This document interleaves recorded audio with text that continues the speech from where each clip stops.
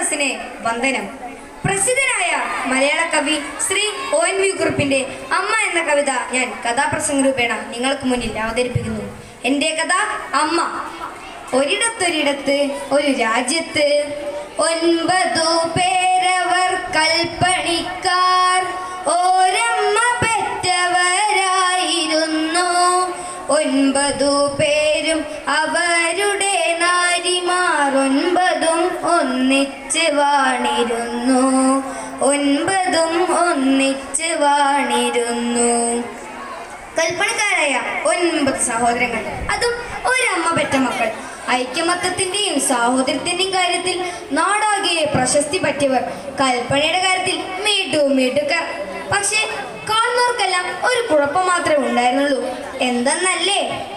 കല്ലുകൾ ചെത്തിപ്പടുക്കുമാ കൈകൾക്കു കല്ലിനെക്കാളുറപ്പായിരുന്നു.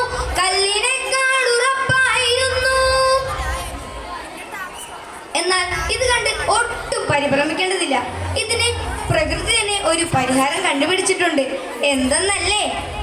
നല്ല പകുതികൾ നാരിമാരോ കല്ലിലെ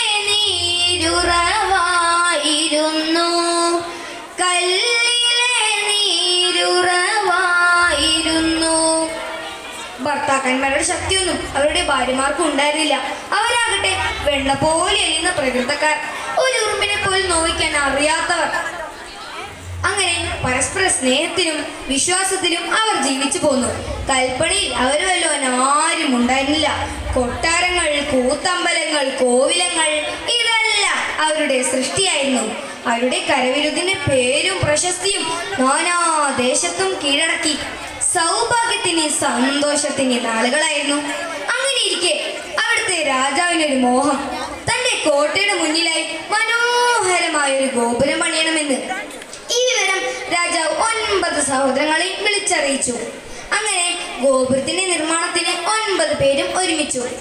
കല്ലുടികൾ, കൂടങ്ങൾ, തകതകിട താളങ്ങൾ, കല്ലിനും മീതെയോ ഉത്സവമേളങ്ങൾ, കല്ലിനും മീതെയോ ഉത്സവമേളങ്ങൾ.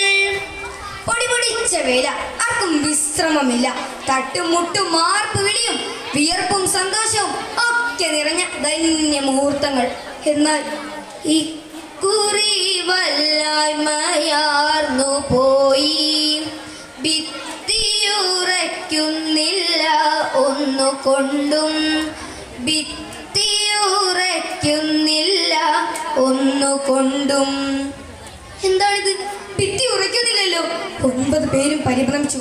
അവർ മനസ്സൊരുക്കി പ്രാർത്ഥിച്ചു. അവർ മാറി മാറി പണി നോക്കി. എന്നിട്ടും ശരിയാവുന്നില്ല. രാജകൽപ്പനയാണ്. ഗോപുര നിർമ്മാണം പൂർത്തിയാക്കാഞ്ഞാൽ തങ്ങളുടെ ജീവന് തന്നെ ആപത്താണ്. എന്തു ചെയ്യും? അപ്പോഴത്തെ പൂജാരി വെളിച്ചമാണ്. കയ്യിലൊരു വാളുമായി ഉറഞ്ഞു തുള്ളി വരുന്നു. തന്റെ കയ്യിലെ വാളുകൊണ്ട് നെറ്റിയിൽ വെട്ടി ചോരൊലിപ്പിച്ചുകൊണ്ട് പറഞ്ഞു, ഗോപുരം നിർമ്മിക്കാൻ കഴിയുന്നില്ലേ? വഴി ഞാൻ പറഞ്ഞു തരാം. 9 ഉണ്ടല്ലോ വധുക്കൾ, എന്നാൽ ഒന്നിനെ ചേർത്തു മതിൽ പടുത്താൽ ആ മതിൽ മണ്ണിൽ ഉയർന്നു നിൽക്കും. ആ ചന്ദ്രതാരം ഉയർന്നു നിൽക്കും. ആ ചന്ദ്രതാരം ഉയർന്നു നിൽക്കും. എന്ത്? തങ്ങളുടെ പ്രിയ പത്നിമാരെ ചേർത്ത് മതിൽ പണിയുകയോ? എല്ലാവരും വിഷമത്തോടെ നിന്നു. ഗോപുരത്തിലെ പണി നടന്നേ പറ്റൂ. എന്തു ചെയ്യും? ആരെ ബലി കൊടുക്കും? അപ്പോൾ എല്ലാവരോടുമായി മൂത്ത സഹോദരൻ ഉറക്കെ പറഞ്ഞു, ഇന്നുച്ച നേരത്ത് കന്നിയുമായി വന്നെത്തിയിടുന്നവളാരുമാട്ടെ, അവളെ ചേർത്തി മതിൽ പടുക്കും. അവളി പണിക്കാരുടെ മാനം കാക്കും. അവളി പണിക്കാരുടെ മാനം കാക്കും. നേരം ഉച്ചയായി. തിളയ്ക്കുന്ന നട്ടുച്ച. തലയ്ക്ക് മുകളിൽ പ്രതാപശാലിയായ സൂര്യൻ ജ്വലിച്ചു നിൽക്കെ അതാ ഒരുവൾ വരുന്നു. കഞ്ഞിക്കലവും തലയിലേറ്റി കയ്യാലെ താങ്ങി പിടിച്ചുകൊണ്ട് മുണ്ടകപ്പാടവരമ്പിലൂടെ മുന്നിലെ ചെന്തങ്ങിൻ തോപ്പിലൂടെ, മുന്നിലെ ചെന്തങ്ങിൻ തോപ്പിലൂടെ ഒരു കൈ കൊണ്ട് കഞ്ഞിക്കലവും മറ്റേ കൈ കൊണ്ട് തന്റെ കുഞ്ഞിനെയും പിടിച്ചുകൊണ്ട് അവൾ നടന്നെടുത്തു. അത് മൂത്ത സഹോദരന്റെ പ്രിയ പത്നിയായിരുന്നു. അയാളുടെ മനസ്സിൽ വെള്ളിടി വെട്ടി. മറ്റ് സഹോദരങ്ങൾ പരസ്പരം കണ്ണുകളിൽ നോക്കി. അവൾ എല്ലാവർക്കുമുള്ള കഞ്ഞിയും കറിയും വിളമ്പി കഴിക്കാൻ വിളിച്ചു. അപ്പോഴാണ് അവളത് ശ്രദ്ധിച്ചത്. എല്ലാവരുടെയും മുഖത്തൊരു ദുഃഖം.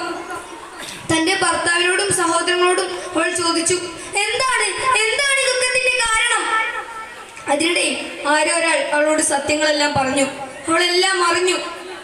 പെട്ടെന്നുണ്ടായ വേദനയും സങ്കടവും ഉള്ളിലൊതുക്കി ധൈര്യസമേതം അവൾ പറഞ്ഞു, നിങ്ങളുടെ അഭിമാനം ജയിക്കട്ടെ, രാജധർമ്മം പാലിക്കപ്പെടട്ടെ, എന്നെയും ചേർത്ത് മതിൽ പടുത്തോളൂ. എന്നാൽ എനിക്കൊരു അന്ത്യാഭിലാഷമുണ്ട്. കെട്ടിമാറിക്കല്ലേ പാതി നെഞ്ചം, കെട്ടിമാറിക്കല്ലെന്റെ കയ്യും, എൻ്റെ പൊന്നോമന കേണിടുമ്പോൾ എൻ്റെ അടുത്തേക്കു കൊണ്ടുപോരൂ. ഈ കയ്യാൽ കുഞ്ഞിനെ ഏറ്റുവാങ്ങി ഈ മുലയൂട്ടാൻ അനുവദിക്കൂ, ഈ മുലയൂട്ടാൻ അനുവദിക്കൂ. എന്റെ പാതി നെഞ്ചും ഒരു കൈയും മാത്രം കെട്ടിമറിക്കരുതേ. എന്റെ പൊന്നോമന വിശന്ന് കരയുമ്പോൾ പാലൂട്ടാൻ ചേർത്ത് പിടിക്കാൻ എന്നെ അനുവദിക്കണമേ. അങ്ങനെ ആ അമ്മയുടെ സമ്മതപ്രകാരം ഗോപുരത്തിന്റെ പണി നടന്നു. രാജപ്രതാപത്തിന്റെ മുഖമുദ്രയായി ശില്പചാതുര്യത്തിന്റെ നേർക്കാഴ്ചയുമായി നിൽക്കുന്ന ആ ഗോപുരത്തിന്റെ നടുവിൽ ഇന്നും പാതി നെഞ്ചും ഒരു കൈയും മാത്രം പുറത്തേക്ക് നിൽക്കുന്ന ഒരു അമ്മയുടെ ശില്പം. സ്നേഹവും വാത്സല്യവും ദയയും മാതൃത്വവും ഒഴുകുന്ന ആ പ്രതിമയെ ഉറ്റുനോക്കുന്നവർ അറിയാതെ ഒന്ന് വിളിച്ചു പോകും, അമ്മേ അമ്മേ. യഥാർത്ഥ മാതൃത്വത്തിന്റെ മഹനീയ ഭാവങ്ങളെ വിളിച്ചോതുന്ന ഈ കഥ ഇവിടെ പൂർണ്ണമാകുന്നു. നന്ദി, നമസ്കാരം.